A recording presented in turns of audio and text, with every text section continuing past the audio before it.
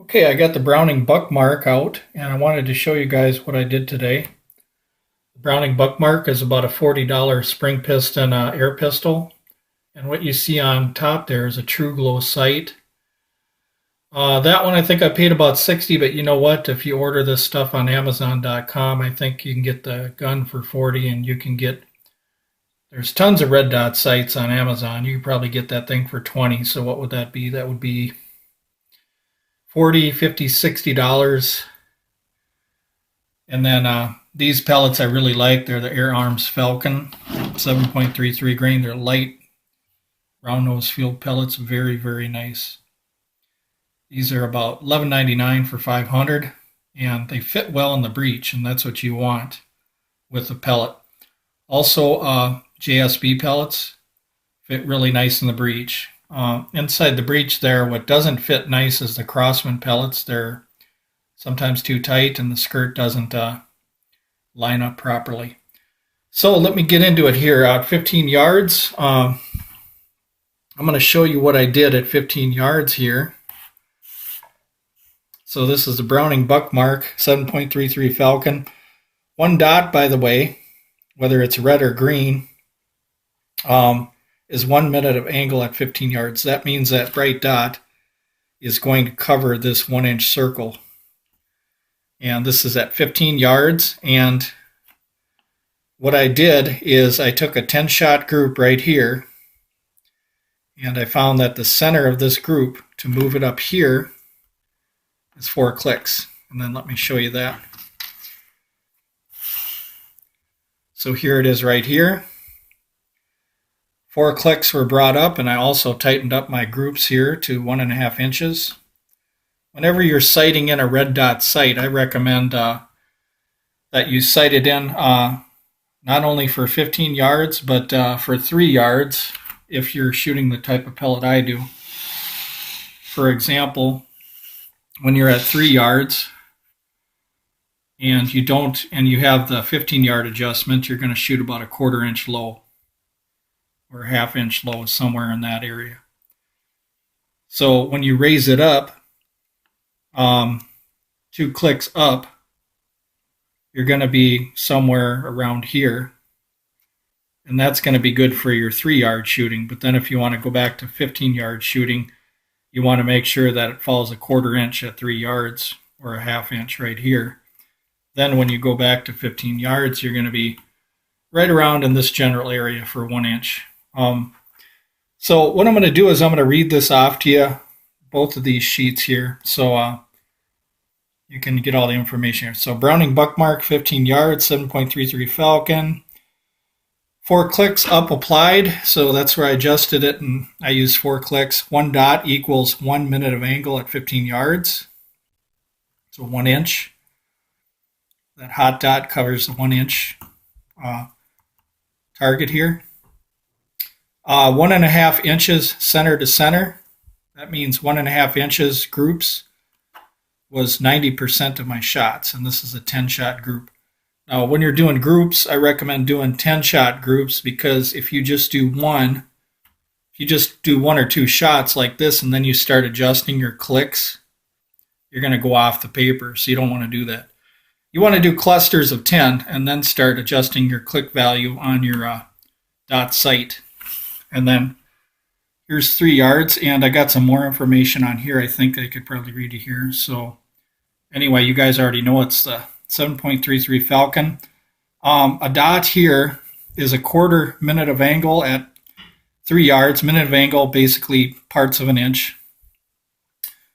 At 3 yards, use 1/2 inch. Okay, the reason why I chose a 1/2 inch dot is because the 1/4 inch dot, the red dot or green dot sight covers it up so much you don't know kind of like where you're at. So you could use 1/4 inch or a 1/2 inch.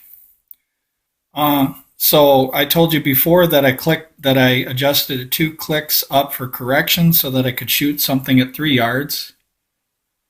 Muzzle velocity on this pellet, 7.33 grain Falcon Air Arms pellet, is 315 feet per second. At 25 yards, it's going about 269, and the ballistic coefficient is 0.020. Now, what I wanted to talk to you guys about is about muzzle velocity. This is not a high velocity pistol, so when you start going from 3 yards out to 25, what's going to happen is your groups are going to spread out a little bit more. For instance, this is my best group I did today. I could probably do better maybe later if I have the bench rest set up better. And you also have to work with the trigger on this one. You have to be careful how you pull the trigger on this one.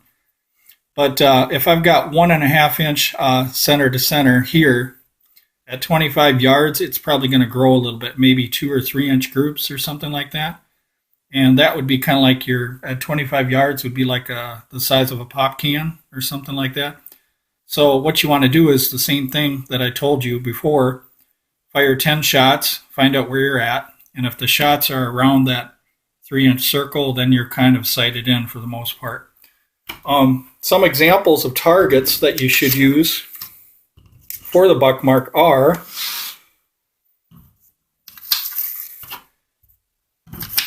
at 3 yards, I would recommend using a 1/2 inch dot, 10 yards, a 1 inch dot, and at 15 yards, I recommend using this 2 inch dot right here. And then at 25, if you can find a 3 inch dot, that would be cool, or whatever you prefer. This is mostly preference. For instance, you could go 1/4 inch here. You go 7/8 at at 10 yards if you want, and you can even go smaller with this one at 15. But I'm just saying this is ideas for you. Anybody can make circles with stencils, and then you guys could buy these 2 inch ones in the store, even the 3 inch ones. But if you need stencils to make black dots, you can buy these at the craft store in the drafting section. You can make dots with these. You could color them in and then run them on a copy machine and cut them out. You can do different things with it. But that's just an idea, so that's not really important right now, but it's an idea for you. So anyway, I wanted to talk about the pistol itself. Part of the maintenance on this one is, let me put down my phone just for a sec so I can open it up for you.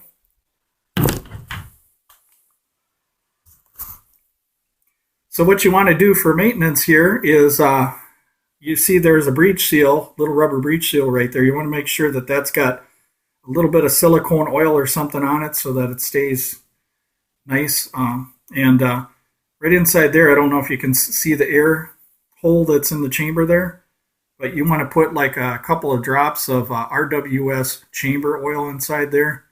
Some people have said they use silicone, like a couple drops of silicone oil. This one doesn't diesel because it doesn't have enough compression, but you want to be careful putting different oils in them higher powered spring piston guns.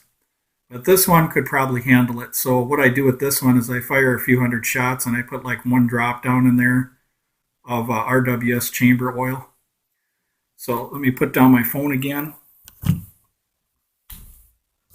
So the way you power that is you break that barrel all the way open, and that pushes the piston back, and then the piston comes forward. And here's the red dot sight, and you guys will have to have Weaver, and that's pretty popular for red dot. Almost all red dot sights are Weaver. So you got your Weaver rail right there and everything like that. So there's the true low. And you got red and green dots. They all have different colors, and maybe I'll demonstrate that for you. Let's see, put down my phone again. I'll put it on the brightest setting I can so I can show you what it looks like here.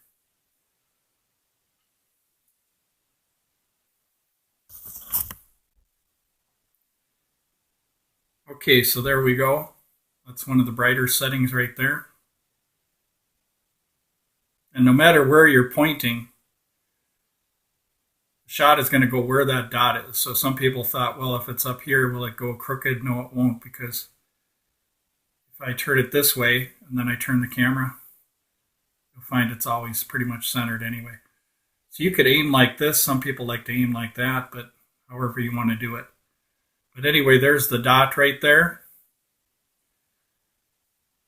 So you can put this on, you can finger tighten it on this Weaver rail. It works really nice. And then you've got some really nice adjustable sights in the back here if you want to use them, and a big front post. The big front post is really helpful. It helps you to get out, to 35 yards with this little thing, even though it's only shooting 315 feet per second for a 7-grain pellet. And you also can try Beeman FTS Field Target 5.56. Them are really great alloy lightweight pellets, and that would push this thing up to probably, I'd say about 360, maybe a little higher. So you can get some speed out of her if you put in some lighter pellets. This one can handle the lighter pellets. A lot of your Magnum spring air rifles, you don't want to put light pellets in it. You want to keep, heavy pellets in them. Another part of maintenance you want to make sure is you tighten up all them screws, wherever there's screws, because sometimes they will get loose on you. You want to make sure you tighten them up. As far as the trigger, it's a single stage trigger, so there's no take up. So once you pull it, it goes off. It's one of them type things. It's kind of like breaking a matchstick. So if you want to think of it like that, it does have a wide surface for your finger, which is nice. But when you pull it back, you want to pull it back straight and quick, or try different methods, whatever works for you. So it's tricky to master the trigger, but over time you'll get used to it. I would master the trigger at bench rest first, and then freestanding. I would try freestanding later and see how you do. But this sucker should be able to pop cans, or to knock out cans at about 35 yards, maybe even further. So you might want to give this Browning Buckmark a try. But anyway, thank you very much for watching the video. And this little pistol is probably one of the funnest, cheapest shooters out there. When it comes to limited money, where you can't afford much and you just want to have a lot of fun, this will do it for you. I actually recommend buying several of these if you can. So you got them, so if they run out of them or something, don't make them anymore. You got like about 500 of them ready to go. So anyway, thank you very much for watching. And then, of course, you got your pellet selection. Always make sure you get JSB or RWS pellets because they fit nice in the breech. I would stay away from them cheap antimony Crossman or Gamma pellets. Get some real good pellets for this thing. Anyway, thank you very much for watching, you guys.